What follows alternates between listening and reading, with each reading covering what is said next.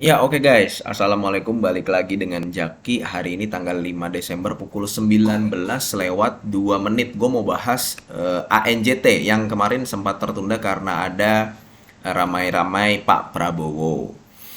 Nah, ANJT ini pernah gue bahas 5 bulan yang lalu. Kala itu ANJT masih di harga 695. Lu bisa cek di video gue sebelumnya. Dan gue mengatakan bahwa ANJT itu ada beberapa hal yang menarik dari ANJT. Sehingga kalau misalkan lu mau beli, silahkan aja beli. Tapi memang kalau megang perusahaan, saham perusahaan ini lu harus sabar. Pertama, dia masih kerja keras. Kemudian yang kedua, dia nggak bagi dividen. Tidak semua orang tahan memegang saham yang tidak membagikan dividen. Ya mau bagaimana membagikan dividen, orang dia masih mengalami kerugian di kuartal satu dan kuartal 2. Jadi gini guys, ANJT tetap pandangan gue belum berubah dengan yang sebelumnya. Lu bisa mendapatkan potensi cuan di sini lebih besar daripada potensi risikonya yang bisa lu alami ketika lu membeli ANJT bahkan di harga sekarang yang sudah naik ya mungkin sekitar 4% 5%-an lah dari 5 bulan yang lalu. Kan lambat naiknya, pelan-pelan. Kenapa gue bilang menarik dan kenapa gue mengatakan bahwa pandangan gue belum berubah? Jadi beberapa bulan lalu atau tepatnya kita hitung dari tahun 2024 lah. Tahun 2024 kita mengetahui bahwa kita ANJT itu mengalami kerugian di kuartal 1 2024 dia minus EPS-nya 17, di kuartal 2 minus 4, kemudian di kuartal 3 baru dia mencatatkan keuntungan dia bisa mendapatkan 28. Ya, 28 perak per lembar. Alhasil kalau ditarik dari Januari sampai September, EPS dia itu sekarang ada di angka 6, sekitar di angka 6. Sekilas memang kelihatan, ya kalau dilihat dari pairnya nggak menarik lah, orang pairnya lebih dari 50 kok. Ya kan nggak menarik. Cuman begini guys, dalam 1 tahun ini, di mana waktu itu ANJT mengalami kerugian pada kuartal 1 dan kuartal 2, sahamnya sideways di angka 650, 630, 680. Ya di situ-situ aja. Artinya saham ini sebenarnya sudah price in. Paham ya? Price in ya. Artinya saham ini sudah mencerminkan sentimen negatif dan positif yang memang sedang terjadi saat itu. Jadi ya udah dia sideways aja di angka segitu. Di samping karena memang valuasinya murah, PBV-nya cuma 0,3. Salah satu perusahaan CPO termurah yang ada di Bursa Efek Indonesia. Ya. Jadi udah price in beberapa waktu lalu sampai akhirnya dia mencatatkan keuntungan EPS. EPS-nya 28.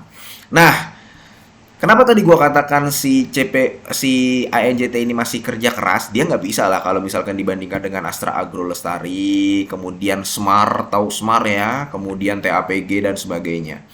Pertama, hal yang gue suka dan hal yang menarik dari ANJT itu adalah perusahaan ini memiliki sebenarnya cadangan, ya, luas cadangan, ya, eh tanah itu sekitar 150 hektar. Memang nggak semuanya bisa ditanami. Yang bisa ditanami ya paling hanya 2/3. Kalau gua nggak salah hanya 2/3 atau 50%-annya lah. Artinya mungkin sekitar 90 hektar, 80 hektaran, bahkan mungkin kurang dari itu. Tapi yang sudah ditanami per 31 Desember 2023 itu ada di sekitar 50.000 hektar ditanami. Artinya sebenarnya dari poin pertama si ANJT ini masih ada potensi untuk growth. Kemudian yang kedua, ya, ANJT ini memiliki rata-rata usia tanaman. Nah, ini di angka 13 tahun.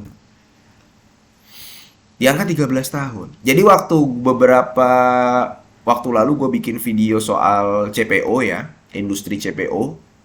Ada salah satu teman kita di belanja saham yang komentar, "Bang, gue kerja di perkebunan gitu guys, di perkebunan. Jadi kalau misalkan memang di usia sekitar 13, 12 tahun itu masih usia muda, masih usia produktif. Kalau misalkan udah 15 tahun ke atas, 20 tahun ke atas itu udah matang. Dan itu akan berpengaruh terhadap tonasenya atau beratnya. Jadi sebenarnya tahu nggak guys, selain ANJT, perusahaan mana yang memiliki rata-rata usia tanaman muda nih, di angka 13 tahun? TAPG, tahu TAPG ya? Dia juga memiliki usia-usia tanaman yang muda. Kalau udah kayak Semar, Astra Agro Lestari, itu lu coba lihat di annual reportnya. Manajemen menyampaikan bahwa usia tanamannya udah di angka rata-rata 19 tahun ke atas. Nah, NCT sama TAPG itu memiliki rata-rata usia tanaman di angka 13 tahun. Artinya dalam beberapa tahun ke depan, sama seperti di poin nomor 1, masih ada potensi untuk growth. Itu hal yang menarik dari ANJT yang gue suka. Ya. Kemudian karena tadi sudah gue infokan bahwa sahamnya dalam setahun belakangan ini price in terkait dengan laba di kuartal 1 dan kuartal 2 2024 yang minus, tapi sahamnya di situ-situ aja.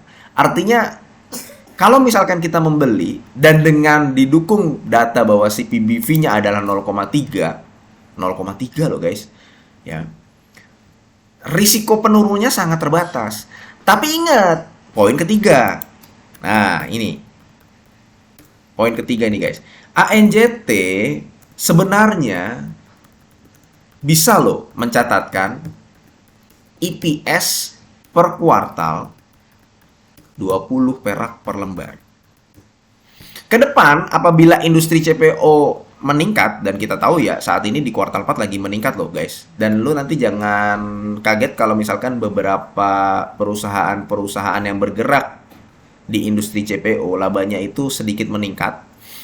ANJT itu sebenarnya bisa loh mencatatkan EPS 20-an. Dan kalau misalkan dia bisa mencatatkan EPS 20-an dalam beberapa tahun mendatang, ingat dalam beberapa tahun mendatang, dalam beberapa kuartal mendatang, nggak dalam waktu dekat, artinya di harga saat ini itu murah.